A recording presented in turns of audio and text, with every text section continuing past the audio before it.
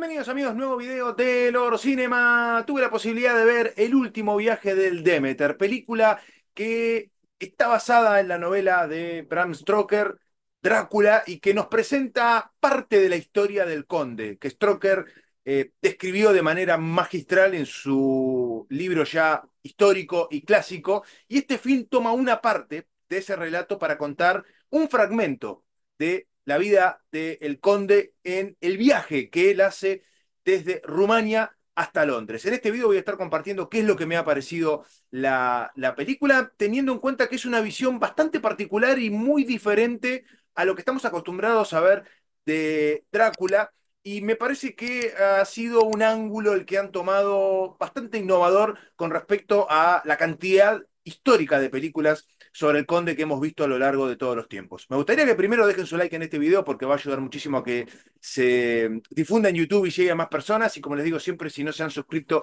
al canal, háganlo porque es totalmente gratuito. Bueno, como les dije, Drácula ha tenido una cantidad de adaptaciones enorme. Los que amamos el vampirismo en el cine, hemos tenido muchas versiones, muchas películas y series de vampiros. El más importante ha sido El Conde Drácula.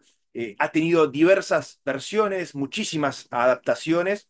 Y este film lo que hace en particular es tomar el viaje del Demeter, que es el barco que transportó al conde desde Transilvania, o mejor dicho, desde las costas de Bulgaria hasta Londres. Ese viaje que él hace, que está descrito en el libro, y que en el libro lo que se hace es tomar parte de la bitácora del barco, que termina encallando en la costa de Londres sin ningún tripulante vivo, y a partir de lo que se encuentra en la bitácora del barco, se toma ese fragmento y es lo que Stroker hace para poder contar en su libro. Todo el relato del viaje del vampiro desde Transilvania hasta Londres es un extracto de lo que hay en la bitácora.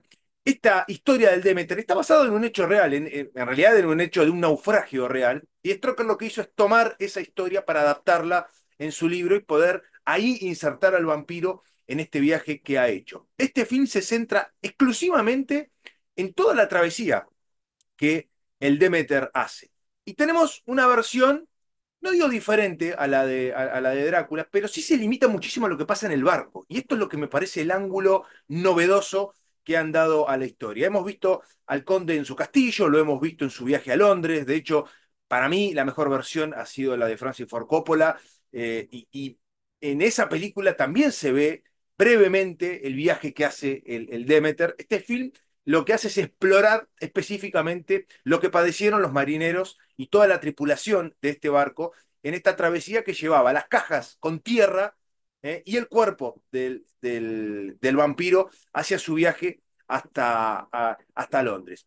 Es una película que yo la tomaría más como una gran aventura oscura que como una película de terror, porque no me parece que haya tenido momentos muy espeluznantes. Es cierto, las distintas adaptaciones de Drácula no es que hayan tenido terror, terror, pero han mostrado más misterio que otra cosa. Sí tiene obviamente momentos que son y que se pueden catalogar dentro del género exclusivo de terror, pero vemos una versión, la versión más vampírica de El No Muerto en este film. A ver, no vemos su versión humana, ¿no? Esta versión que utiliza él para moverse entre los vivos, para pasar desapercibido entre la gente, especialmente cuando él va a Londres, ¿no? Y acá lo que vemos es algo que me hizo acordar muchísimo a la versión vampírica que nos mostró Coppola, esa versión animal de él, ¿no? Ese rostro vampiresco con sus alas, ¿no? Esa versión demoníaca que tiene, y no tanto la versión humana,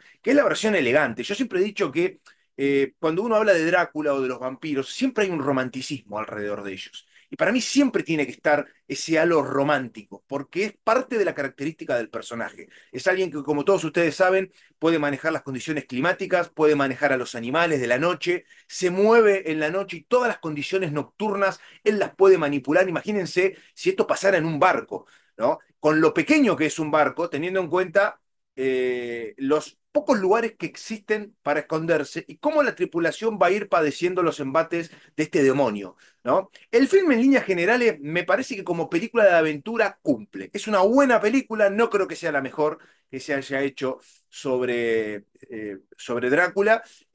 Me gustó el ángulo que han tomado. Ha sido interesante el hecho de que siempre lo hayan mostrado en su forma vampírica o en su forma más demoníaca. No me terminó de cerrar mucho la estética, más allá de que no está mal, hay algunos, especialmente en las primeras partes donde lo vamos viendo a él, la película dura casi 2 horas y la realidad es que lo vemos nítidamente prácticamente en los últimos 20-25 minutos a él. Nos van sugiriendo algunas cosas de él, algunos ángulos, mostrándonos los ojos, los dientes, parte de su cabeza, pero no vemos la imagen definitiva de él. Y en esas primeras tomas me dio la sensación de que el CGI estaba un poco flojo de papeles.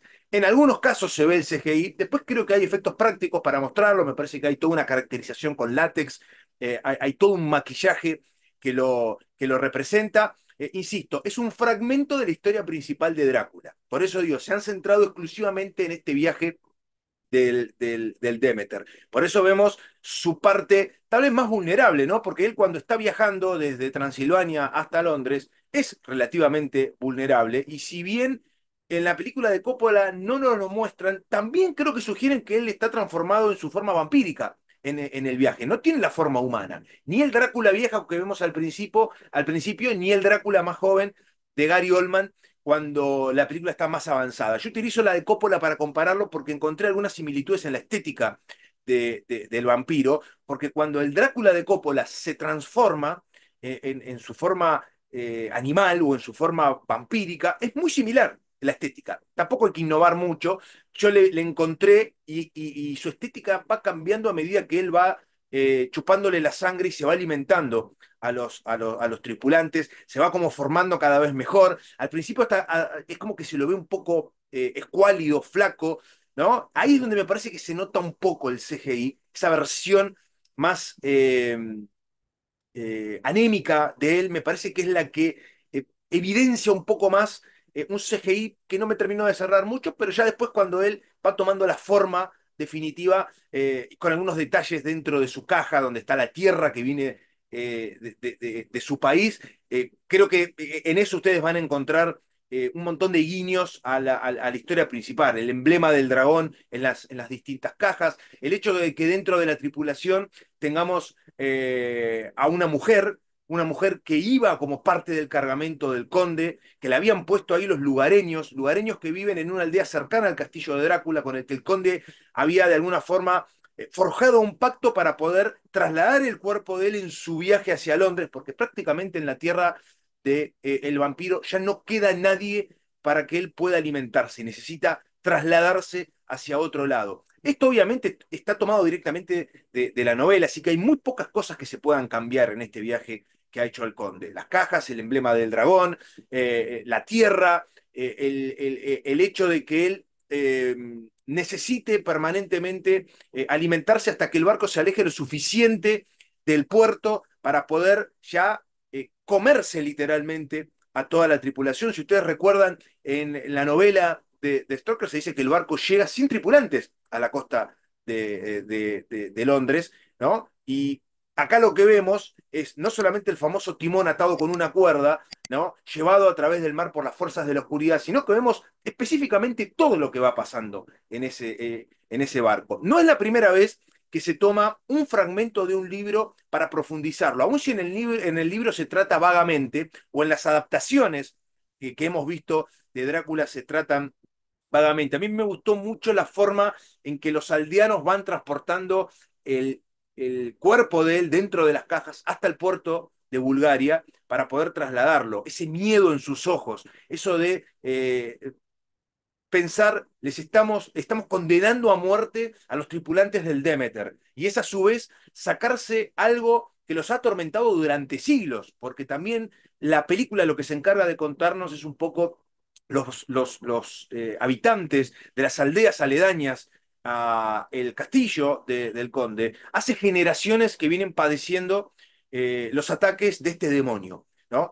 Me parece que la película es un buen film de aventura, de terror, no termina redondeando o no termina definiéndose como una película verdaderamente terrorífica. Yo les soy sincero, si ustedes repasan las grandes adaptaciones de Drácula, y hablo específicamente de Drácula, no de vampiros en general, van a encontrar que en realidad no es un cine de terror, terror, terror absoluto. Tiene algunas cosas de gore muy ligeras, muy ligeras. Me gusta la forma en que el vampiro se alimenta, más allá de que es tal vez no la forma más clásica, no son los famosos colmillos marcados en el cuello como tantas veces lo han retratado, sino que tiene una mandíbula que puede destrozar totalmente el cuello de una persona, que lo sufren tanto animales como humanos, pero me gustó mucho el detalle de escuchar cuando traga la sangre y la enfermedad que produce para los sobrevivientes la mordida